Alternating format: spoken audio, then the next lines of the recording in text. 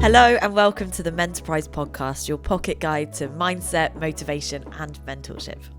So Nina, we've got Steve Sapsford on today on the podcast, and I'm really looking forward to this conversation because we've known Steve now for, I think it's 13, 14 years. And he's been, mentor to us for nearly all of it. Yeah. And I think for our listeners, it's going to be a really kind of thought-provoking call because he's got so much experience in direct sales, but also he's massively involved with other businesses and now a consultant to companies, and he's got a wealth of experience. So kind of it's going to be a really interesting chat today. Yeah, I remember having the pleasure of having one-on-one mentoring calls with him quite early on in my direct sales career, and for him I just remember looking forward to them because I always knew I'd get something valuable out of the conversation. So I'm pretty confident that today's going to be a good episode. Yeah, it's going to be good. Can't wait.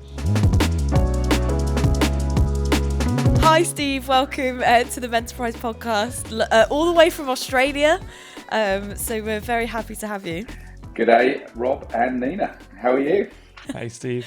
Really, really good. Excellent. So, Steve, me and Rob have had the pleasure of working, I suppose, alongside you, had the privilege of being mentored by you. Myself, I remember having weekly calls with you when I was a new brand ambassador, learning how to build a team. And Rob, of course, you've had a lot of a longer experience with Steve. Yeah, and Steve was in Australia when he used to kind of mentor me, and I maybe only saw Steve a couple of times a year, maybe at meetings and events, but just like you, we had lots of kind of calls and reached out an awful lot for Steve's support. So yeah, kind of really kind of happy to have you on, Steve. Thanks very much. And of course, some people listening to this will absolutely know who you are, but others will probably be thinking, this guy sounds pretty British, but he's over in Australia. And from my memory, your career kind of started involving pizza and in London. Is that right? Pizza and in London. Well, yeah, I mean, I started off selling door to door with 2-for-1 pizza cards in London. Yeah, I think one of my first campaigns, was in Slough, perfect pizza. So it was a bit of fun. It was, anyway, yeah, absolutely. Very glam. Yeah, my introduction to it was... just to give... Oh, sorry. Go on. No, it's okay. There's a little bit of a delay, so apologies if we have a little bit of overlap at any time. Could you give us a bit of an introduction as to how you came into this industry and, what's happened over the years that you've been involved? Sure. Well, in the early 90s, I was in the construction industry and I was involved with a labour-only carpentry business. And there was a lot of changes in the economy at the time. And that affected my business quite significantly. Interest rates went really high and demand for properties went very low. And that caused, obviously, a construction company a bit of a challenge. So I was stuck, didn't know what to do. And I literally, it was April, May time in 94. And I was literally just sitting having a barbecue on one of those nice days that we occasionally get in the UK. And one of my friends said to me, one of the neighbours, "Hey, Steve, I reckon you'd be good at sales." And I said, "I've never really done sales." And he said, "Well, I reckon you should have a go at it." So I literally was looking at a whole bunch of newspapers, looking for ads, and I answered a whole bunch of them. I went to 6 different interviews, and I was ridiculously lucky. I got all 6, of which one of them... Oh, did you? Yeah, I know. Wow. And then, of course, there's a dilemma. But the one that I really liked was the only one, believe it or not, without a salary at the time. It was very performance-driven. And that happened to be the one in central London, which was our industry, of course, that I got involved in. And at the time, I was in a long-standing relationship, and my partner wasn't overly keen on the performance side of it. But I felt pretty confident, and I thought, let's have a go at it. And that's really how I got involved in the industry. So what was it that attracted you particularly to that company over the other 5? Oh, it was the growth. I mean, the other 5 were task or role-orientated positions. It was, you're doing this job, that's your job.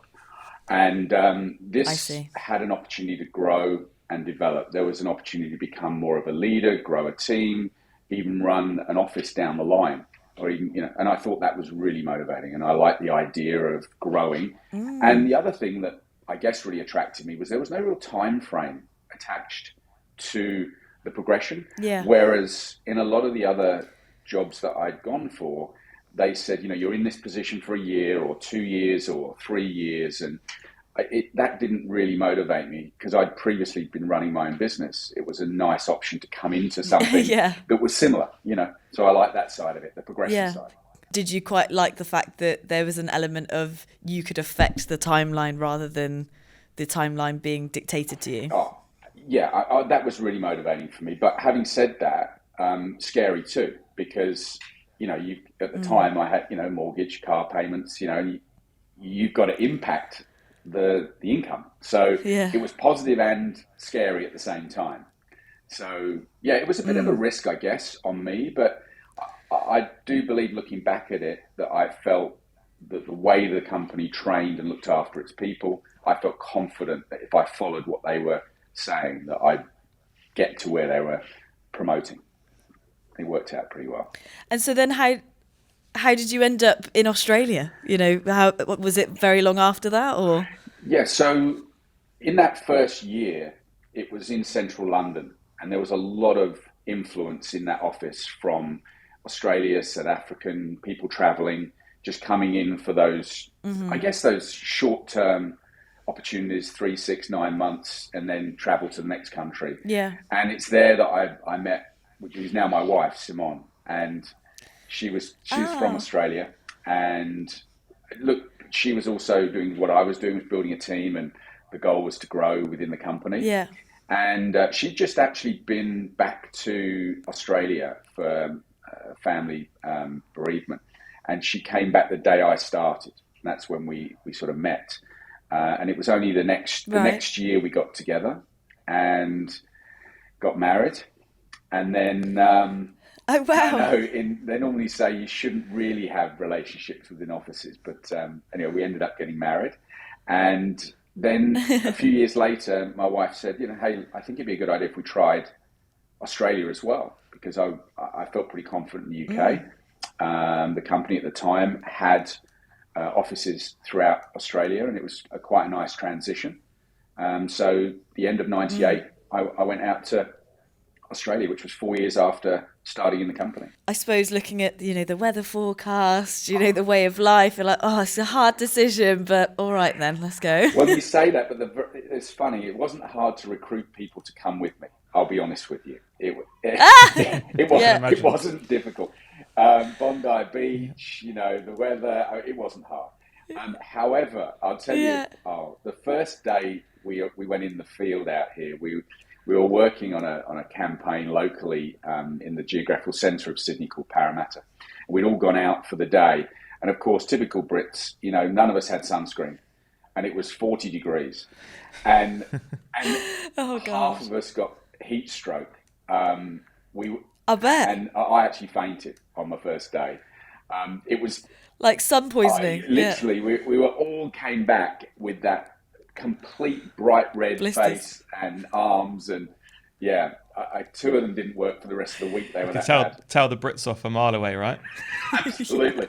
It was hilarious. We all came back to the office, and the first thing we said, didn't you use any sunscreen? They're like, no, we didn't use sunscreen very often. Were they not talking about, the hole over the ozone layer, over Australia at that time enough? You're like, yeah, we'll be fine. Oh, sure. Well, I guess we took a little bit of the Australian, she'll be right, but... Yeah. But, no, look, I think we all struggled a little bit that first couple of days because the heat was just so different. But that's the allure. It was a beautiful lifestyle, and doing the same thing as you're doing in London. And clearly you acclimatised, and I don't know if this would be the right phrase, but I suppose you could be considered a bit of a serial entrepreneur as well, Steve, because of course a lot of your career was involved on the direct sales side of things. But I know, you're really passionate about wine and have connections kind of with wine and things, and you've kind of, I suppose, ran businesses in lots of different sectors. What kind of led you to do multiple things? Oh, I think a lot of it's to do with the people that you spend time with. Over the years, I've met lots of quite successful people through our industry, and they have friends who are also either entrepreneurial or have a flair for trying new things. And just naturally being around those people, you get introduced to ideas. And sometimes you're sitting there over a beer chatting and you come up with an idea. And Oh, right. so, Yeah. so sometimes it's like that. But no, I enjoy the idea of growing and starting something. I like that.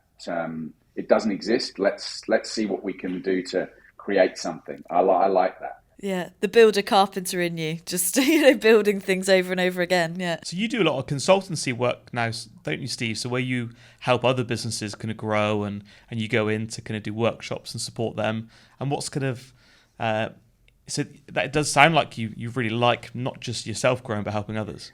Look, I've always had a bit of a passion for seeing other people succeed. I really like helping if I can and guiding someone and directing someone. I love it. If I can help in any way or be a support, I think that's something that stems back, years gone by where, I was always taught if someone was at school and they were on their first day, to go and introduce yourself and help them through, the school day, that was always sort of something I really enjoyed. And I guess I've kept on doing that now. And I now look at companies and see an issue or a challenge. And if my experience can help them, I'd love to offer that experience and try and add some value if I can. So, Steve, you've probably heard on our previous podcast that we talk about the 3Ms, which is all about mindset, motivation, and mentorship. And I personally believe that mindset plays a huge part on people's performance and their success. So I'd love to kind of hear your take on, how mindset has supported you and helped you through your career and how important do you think it is? Yeah, it all starts in the head. It really does. As they say, if you think you can, you can. If you think you can't, you can't. Really basic. So true. And that for me says it all. A lot of people do have a negative mindset. They, for whatever reason, they feel it's beyond them. They can't do it. It's too much hard work. And that is a challenge sometimes. And it is often how they've been brought up or the people they've hung around with. And that can play a big part in their life, of course. And the people that succeed a lot of the time, it's not because they've succeeded as in achieved every single time they tried. It's the fact that when they haven't achieved, their mindset is, okay, so let me have a go again. Let me learn from someone who's been there and done it, or what did I learn from my experience? And how can I improve the next attempt? And again, in that section there where you're thinking about how can I improve it, taking feedback from other people or guidance from people that have been there and done it before is such an important part of success. And I think a lot of people don't open themselves up to that feedback, which impacts their ability to succeed. And I think also, I think sometimes we can take it quite personally, can't we? When we get, constructive feedback or criticism, we can kind of, I remember the very early days in my career where I was, criticised or told that I wasn't doing something correctly, and I think I had a very emotional reaction to that, where I thought, well, no, I am doing it right, or I'm working hard, or I'm putting effort in these areas, and there is sometimes you can kind of take things very personally. So, would you say that you kind of growing up in your career, were you very open to this? No, criticism? Not at all. Initially, I was completely like you. I took it very personally, critically, and I justified a lot. I would go, but I did that because of this, or I did that because of that. And that's all well and good, but at the end of the day, you didn't achieve the outcome. So you can justify, you can take the criticism in a bad way, but at the end of the day, you didn't achieve. So, okay, let's reassess and think about how I can tackle the project or whatever it is that you're aiming for in a different way. And I guess what I started to learn was that I had to own the results, whether they were good, bad, or indifferent. And I think once I started to own the results, I started to realize that I could impact my mindset in a positive way to look at how to solve the problems. And there were a few ways I could do it. I could surround myself with people that were solution orientated, number one. So I'd just be aware of who I was around, and they naturally influenced me when I was talking to them about how they solve problems. You mentioned the wine business earlier. How you created that wine, how that wine business was created was three people sitting around a table coming up with an idea, and lots of occasions it was failing, but these people were smart. They were liaising with other top people who'd run businesses, and they come up with solutions. So I think that's number one. Number two as well, it's looking at the failure as a learning curve. It's not a failure. It's okay, so that's one way that I couldn't achieve the result I wanted. Okay, so now let's try a different angle. And the definition of insanity is doing the same thing without changing anything, right?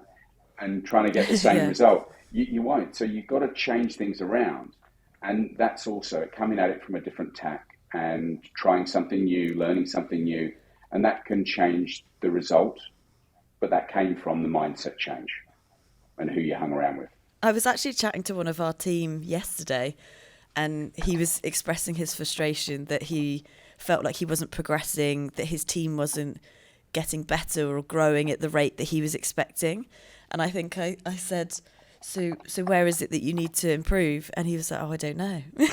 And it was kind of that thing of like, well, I just keep doing what I'm doing, but, I'm not getting any further. And it's like, well, maybe something needs to change. So that's interesting that you said that. Yeah.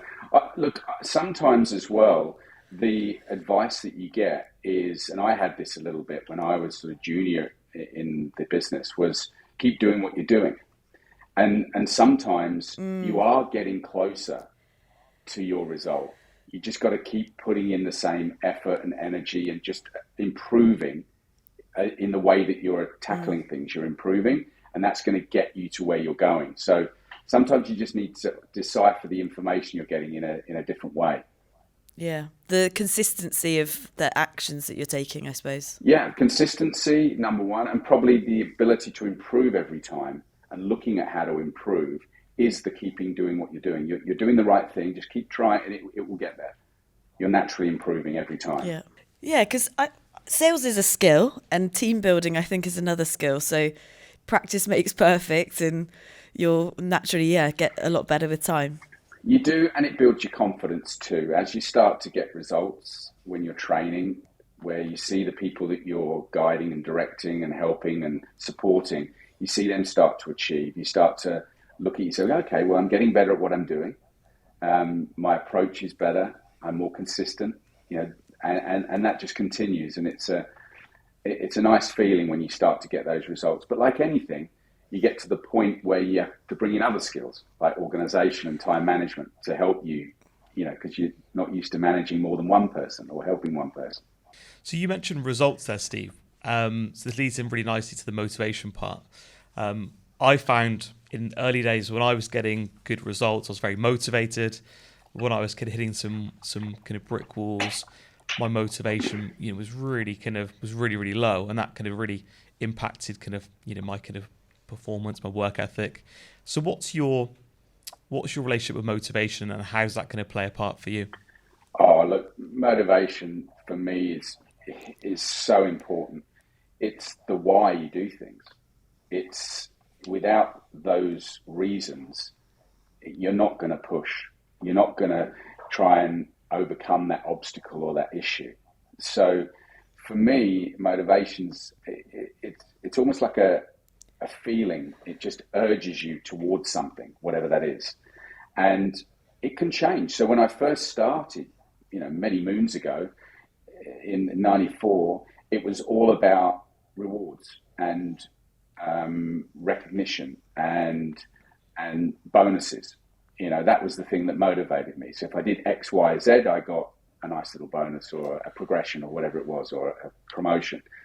And now it's completely different. But over the years, it's changed. It could be satisfaction of teaching, training, and developing someone else. That motivates you. I remember when I developed my first ever, entrepreneur, so to speak, someone to run their own office. I got more of a sense of pride out of helping them achieve than I did when I achieved it myself. So the motivation was about helping others. And now my motivation is to see my family, live a great life and travel the world, and my golf handicap to improve. Yes, my motivation's changed somewhat. Yeah. But I think motivation Rob can relate to that pretty hard as well, because he's been going to get some lessons, and I can see in your face you're like, don't talk about the word hard is kind of pretty prevalent right now. Yeah. But so You mentioned your why is so important, Stephen. And I remember kind of going through school, university, even college, and I kind of maybe didn't apply myself as much as I probably should have done because I just didn't have that why I was there, why I wanted to do it. But when I joined the direct sales industry, I quite quickly found my why, which was lots of extrinsic kind of motivators, and I really was motivated about nice things and holidays and being able to make good choices. What would you say for the people that are listening to the podcast that are struggling to find their why? Because that's really, really common. People like, I don't have that kind of big reason to get out of bed in the morning. What would your advice there be? Look, I think everyone goes through those periods. You're not going to go through your life without struggling to find a why. It happens to everyone multiple times, and you literally look in the mirror and go, what am I doing? I don't know what I'm doing. It's almost like you've lost a bit of direction. And what the why does is bring that direction back. How do you get that direction? Well, you've got to think about what you've achieved so far and how good you feel about that and what you want to do next week or next month or next quarter.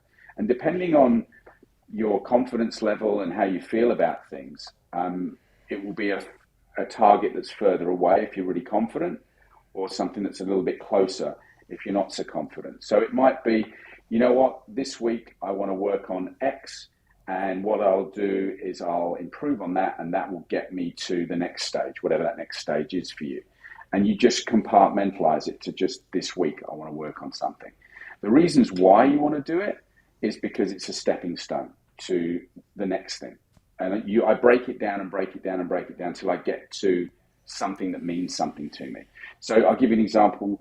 When I first was involved in sales, I was having tough days, and things weren't going my way, and I wasn't thinking about positive thoughts. I was thinking negative thoughts, and why me, and it's not working, and how come it's working for them, not me? They must be lucky and I'm not.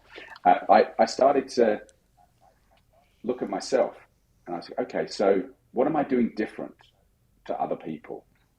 What are their whys? Why are they doing it? And I started to ask some questions in the coffee shops and just, to my colleagues, in the mornings and later on the afternoons, just what they were here for, what their whys were. And it's amazing. Everyone's so different. And and that's what I realized, that there isn't just a certain why that you can have. It changes. It can change this week, this month, this year, and it can be fluid. And to me, I always think whatever I'm looking to achieve, I want 3 reasons why I want to achieve it. And that's, if I've got those 3 little reasons why, that will get me more motivated, and I'll have that urge to go and do the things I don't really want to do. Like, for example, I've been looking at losing a little bit of weight recently. So I thought I'd lose 5 kilos. So you set a deadline and you set the objective, right? Which is, I want to lose 5 kilos by the date. How am I going to do it? I'm going to go to the gym X amount of days a week. And like most people, you try and find reasons why you don't have to go to the gym, or why that piece of cake looks really nice from a dietary perspective. But if you don't have the reasons why attached, that's easy to do. You can go and have the piece of cake. You can avoid the gym that day. It's okay. It's only one day. But when you've got the reasons why, and it can be something like, I've got a date in, 2 months, I've got a function I'm going to, and I want to lose the weight for that function. That's the why. Okay, I want to look good at that function. I want to make sure I feel good when I get there. And that's going to motivate you to do the gym and not eat that cake. And they're the little things for me which make the difference, the why. And I find it through drilling it down to that shorter period, that short-term goal objective. I'm getting the feeling, Steve, that cake is one of your biggest challenges in this goal. That's something that crosses your mind a lot. Did I mention it 3 or 4 times? Did I? Yeah. Just a couple of seconds. And just out of interest, when you were saying about when you were asking other people in your network about what their whys were and their reasons, did you notice a correlation between the people that you deemed to be more successful and how, like, whether they were really clear on their whys, and did you notice that at all? Absolutely. I really did. In fact, the people Right. that were struggling all had either no goal, no direction specifically. They were just happy Yeah. doing what they were doing, floating along. The ones who really had clear whys were normally the action-orientated individuals, people that had purpose in the office and just seemed to have clarity when they were talking about what they were doing and how they were going to get there. They just seem more organized as well. It all seems to link in. When you get that why right, everything else falls into place. Yeah. Like the North Star kind of guiding you kind of thing. You're not just floating around. Yeah, absolutely. And you'll go over whatever obstacles in the way to get there. And then on to mentorship, Steve. You've been a mentor to me now for many, many years. So asking this kind of question, I think I know what you're going to say, but from your experience of kind of mentoring, other people, and I'm sure you've been mentored by others, in the past, Right. what do you think makes a really, really good mentor? I can talk about the people that I've looked up to and who've guided me over the years. And they've been there when I've needed them. They've listened. They have supported. They've checked in on me. They've been there and done it before. So I would say from that perspective, that gives you a good indication of what I look for in a mentor. And I think overall it's trust that they can provide you what you're looking for and guide you in a certain way. I mean, I'll go to golf for a second. There's thousands of PGA professionals out there, but I go to one specific PGA professional to help me with my golf because I trust that they can mentor me in my game in the right way, and that for some reason I connect with that person. That all of the PGA pros have the same skill set. They can all achieve a straight ball, a score under par, whatever. But for some reason I just connect with that person. They give me the information in a way that I feel I can take it on board and improve. And I think that's what makes a good mentor, is that ability to be a good listener, provide you with the advice you need in the way that you need to hear it. And I think also you need a mentor that's honest and tells you straight. You need someone that doesn't sugarcoat things, because you don't want a friend in a mentor. You want someone who's there to help you achieve what it is you're looking for. So if you've just got someone who's just going to say, yes, yes, well done, awesome, keep going, that really is not going to give you what you're looking for. I think also the mentors have challenged me in the past as well. They've also pushed me and got me to think about what I could achieve versus what I have achieved. And could I do more? The more we ask this question, the more I'm realising that it's not so much the things that people are saying. It doesn't help someone be a good mentor. It's helping you know if you've got the right mentor for you.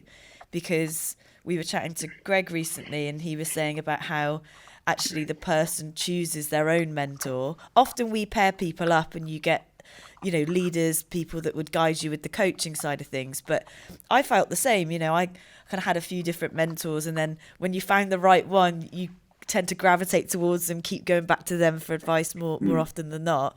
And it's for all those reasons that you said. They challenge you, they kind of don't give you the easy ride just because that's what maybe you want to hear, but it's not what you need to hear. No, I think for sure. in my career, I often picked mentors in the early days that I was friends with or that I really liked, not necessarily respected. And I think that really probably wasn't that productive because they weren't that honest with me. And sometimes they probably told me what I wanted to hear, or asked some questions that I probably knew the answer to. And I kind of, I asked enough questions till I got the answer that I wanted. So I definitely agree with, having someone that can be really, really honest with you. And it's funny what you said, Steve, is I was in the car this morning with Nina, and about kind of a PGA golf pro. I've got a coach right now having lessons, and the last 2 lessons it's all gone to absolute pot, right? And I was questioning his coaching style, and by the way, in case he is listening, Chris, it's definitely 100% me.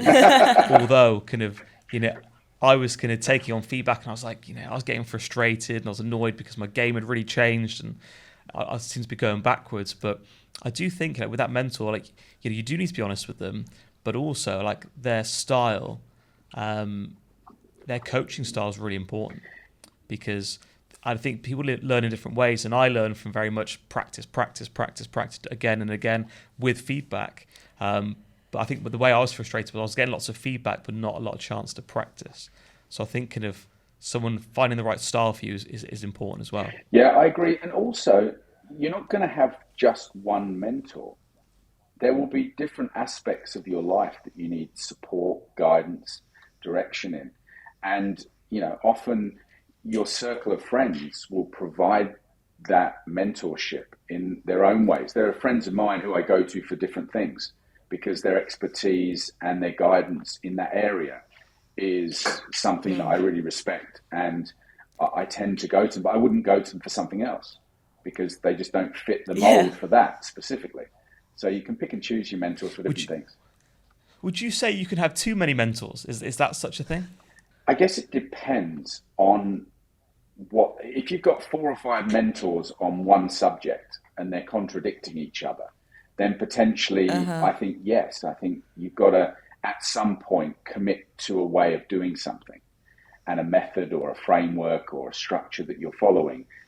And if there are contradictory pieces of advice coming from multiple mentors, I think that's where it can be confusing.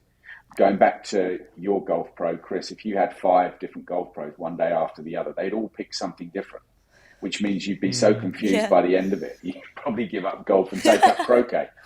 I'll be snapping some clubs. He's going to start swinging it round his head next. Yeah. Yeah, but I think that's the important part, too many. So on the kind of fact of getting different advice, I'm sure over the span of your career, you've had loads of bits of advice and some you've actioned, some that have really taken hold of you. Are there any ones that come to mind that have been really significant in your career? In my career, I've had lots of advice, and I can't really pinpoint it down to any one particular piece of advice during my working life. But I can definitely take one piece of advice that my grandfather gave me, and I've used that in my life as a guiding light, which is treat people how you want to be treated. And I've always had that in the back of my mind with everything that I've done over the years, when I've been coaching, developing, training, selling, whatever it is I've been doing, I've always thought about that. And that's been my sort of guiding light. And not through lack of great advice through my business career, but that's the one thing that I probably think over the years has stuck with me, and that definitely guides me, that's for sure. There's probably a reason why people stuck by you though. If you're treating people how you want to be treated, they're probably going to want to stick around you because I'm guessing you want to be treated well, so you're going to treat others well. Yeah, I think, you mentioned the word respect, Rob, and that's an important part. Integrity is an important part. All these are great sort of values and ways that people look at you and judge you, and they're things that you look for in the likes of mentors as well. You look for those qualities. But yeah, absolutely. I just feel that if you want the people around you to be at their best, treat them well, and they'll also treat you well too. That's the goal. There's that sort of law of reciprocity. You scratch my back, I scratch yours. It's kind of a little bit like that. Yeah. I'm a firm believer in karma, that if you do the right thing, it will come back to you. Yeah, no, I've seen it happen both the good and the bad way with many people. So yeah, absolutely. We'd love to know. You've had a fantastic career and you've achieved lots, and often I see lots of the reasons why you've succeeded, Steve, and it's like you just said, treat people with respect, treat people how you want to be treated. I remember kind of visiting your office in Sydney many years ago, and we had a meeting and you were there 15 minutes before with a coffee, and you were really diligent, and there are lots of reasons why I can clearly see why you've been successful. But is there anything that you've done that people don't see? We call it the shit that no one sees, right? The England rugby team talk about it quite a lot. What do they do behind closed doors that makes them successful? Is there anything that you could kind of share with our listeners today, that things that we don't see from Steve Sapsford but have really helped you in your career? Wow. Well, it's honestly the people around me, the support team. That's the stuff that people don't see. You might be standing on the stage talking about some topic, but how did they get to that auditorium? How did all the AV get organized? There's a whole team of support people that are behind anyone who achieves any success, whatever that is. And it's interesting that Nina's sitting next to you there, and your partners in life and in business, right? But my wife and I work together, and she's absolutely a massive support to me when I'm feeling down or things aren't working. The stuff that no one sees are those conversations that goes on behind the scenes, the late nights from the administration team, the running around to get all the little bits and bobs just perfect and printed out just right for everyone that make you look good. So the stuff that people don't see is that. And yes, you might give a bunch of flowers to them on stage, but that does not do it justice. The effort that the team put in behind the scenes, that's the stuff that people don't see. And they're the people that deserve the credit. Yeah. And do you take quite a lot of care and deliberation when you're picking the people that would support you in your business? Yeah, I mean, my PA in Orla was been with me since 1997. So, oh wow, yeah, okay. I walked her down the aisle. Her father couldn't make it, so I walked her down the aisle, and she got married to Andrew. So, look, yes, I think having really good people around you is so important. And again, the qualities, they're hard to come by. They are. Absolutely really hard to come by, and you got to look after them and make sure that what they're looking for you can hopefully give, and vice versa. It works both ways. Interesting. Okay, so to I suppose finish on a note again, to get a really good insight into Steve and kind of like how the internal monologue of your brain is going. We're talking about core values with everyone, and businesses have core values, but are there any personal core values that you run by on your day-to-day life? Well, I think obviously what my grandfather said to me is very similar to what my mum said about be respectful, to other people. Yeah. If you're on the bus and there's someone that needs the seat more than you, just basics, stand up, offer them the seat. When you're walking through a door, make sure you don't slam the door behind, let people walk through behind you, or open it up for a woman or someone who's waiting for the door.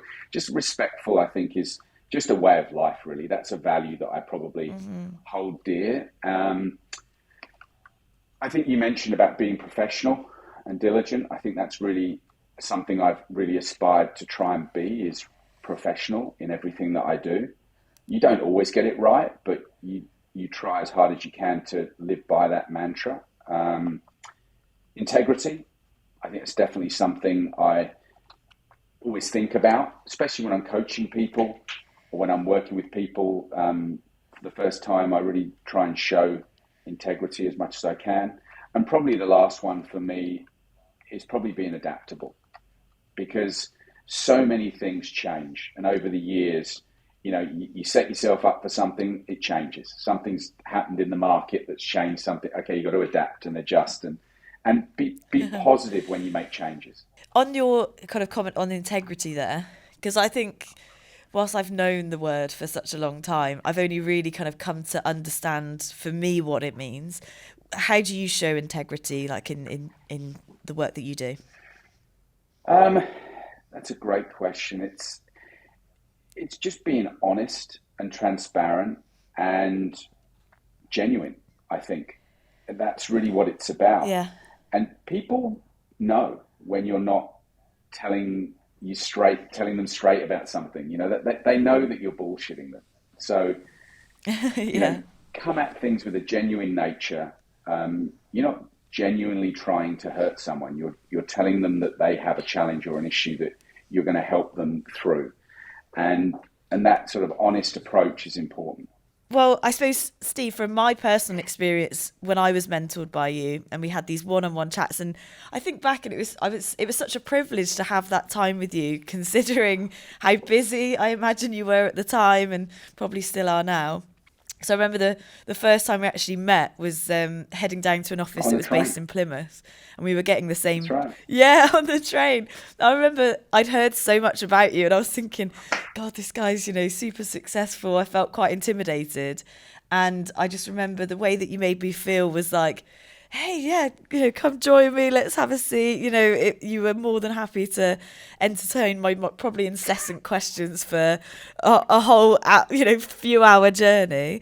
But yeah, from the times that I was mentored, I remember feeling that you really cared, and you always came with, I suppose, something to add to our conversations. So, talking about integrity, you said that you'd mentor me and you kind of followed through. It wasn't like, oh, I'll just do the call for the sake of doing the call. You gave me so much value in those things. So yeah, I definitely experienced that from the other side. That's nice to hear. Look, you don't often get that sort of feedback, from everyone. They tend to take the advice or the support and then they just move on to the next phase, whatever it is they're doing. So no, I appreciate that. But that's only again because people have done that with me, and I think it's giving back a little bit. The amount of times I would have called, Mike Blaine or someone senior who would listen to me talk, and I'd bend their ear about something and they'd give me the time of day and they'd give me the support and they'd follow up. So yeah, I'm just giving back, and that's really something I'm very proud that I do. Is I do try and give back as much as possible. And I do also remember some of the conversations we had where you were honest with me, and I was kind of sat there thinking, this is not really what I want to hear, but I know it's the right thing. So it's the honesty was appreciated. I remember one of those times very, very well, and I still talk about it quite a lot. Where, Steve, you'd come to Bristol many, many, many years ago. This before I started the business, and I was going through a bit of a tough time. I think I've been going through a tough time for quite a long time, and we'd gone to you'd taken us out to San Carlo, a group of us, the Italian on Corn Street, for some dinner, and I remember we finished dinner and I said, hey Steve, my car's here, I'll give you a lift back to your hotel. I think you're staying at the Radisson. And we jumped in the car, and I think just because it was just me and you one-on-one, you were like, how's things going? And I think my pent-up frustration and my emotional side came out. And I think if I didn't cry in the car, I was pretty close to crying in the car. And I remember kind of like unloading. Steve's probably there like, okay. Well, I think the average person would have been, it's okay, an arm around your shoulder. And you were very nice about things and you were very tactful.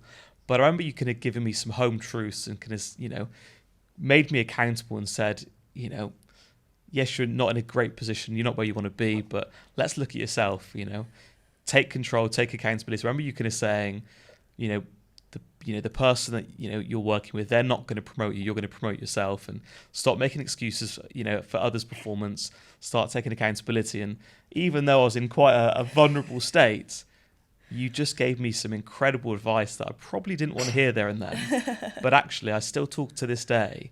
That bit of advice probably is the reason why I'm still here, and I've gone on and run a fairly successful company. That's literally the story you said in that first episode we did. Yeah.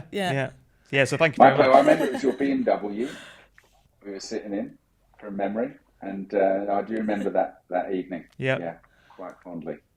Yeah. Was Rob taking the long journey round to keep you hostage in the car? No, we stopped and parked and chatted for quite a while. It wasn't a 5-minute conversation. I was just going to say quickly with that, it's also one of those things which is interesting because, you talked about taking control, and what have you done in the last, however many years as you've taken control of your situation? And literally, there's no point hearing advice if you don't take it. So as much as I appreciate you saying that you took the advice on board, you actually acted on it and consistently. So that's really the key, I think, for anyone listening. If anyone knows Rob, he's definitely does his own thing and very independent. So not blaming anyone else but himself now. Absolutely. Sometimes. Apart from me sometimes, yeah. Amazing. But Well, yes, I can say, Steve, thank you so much. Been a great kind of interview today, and thanks. I know you're a busy man. Thanks for jumping on. And I think there's a lot of value that our listeners can take today from treating people properly, having a great support network around you. So yeah, My thank you so pleasure. much. Thanks for the invitation. Really enjoyed it. Thank you. Speak Bye-bye. soon, mate. Take care. So Nina, what a conversation. That was really, really good. And even though that we've known Steve for years and years and years, that there was just a reminder of kind of all the great things that he does. Yeah. When it comes to treating people properly, having integrity, and you mentioned something there about kind of every time that you had a call with him, you felt that it was really kind of there's lots of value, and it was really thoughtful. And I just kind of know that Steve put so much time into planning, when he's supporting people. So I thought that was really, really great. Yeah. I think at the time I just thought he was like the oracle. Yeah. He just always knew what to say, had the right kind of takeaway point for me to have with the calls that I had with him.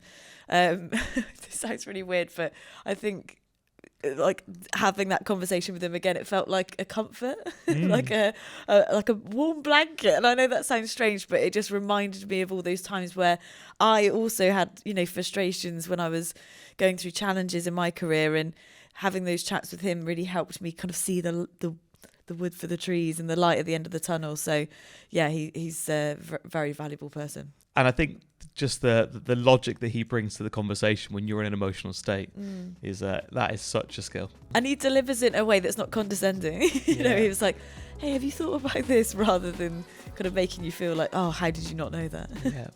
And what I loved as well was when we spoke about kind of the shit no one sees, and he didn't reference himself at all. Yeah, so humble. No, he just mentioned like the importance of having great people around you, family and staff members around you. And I think that's just a testament to what just a great human he is. Yeah. Well, I'm still a member of the I Love Steve Sapsford club, so yeah. I think we're never going to leave that club. No. Brilliant. Thank you very much for listening to the Menterprise podcast. We want to give some recognition to people that have made this happen. We want to thank Luke and the rest of his team at Access Creative College, who have given us access to these fantastic facilities, and also to Edward Collis Films for all things to do with videography.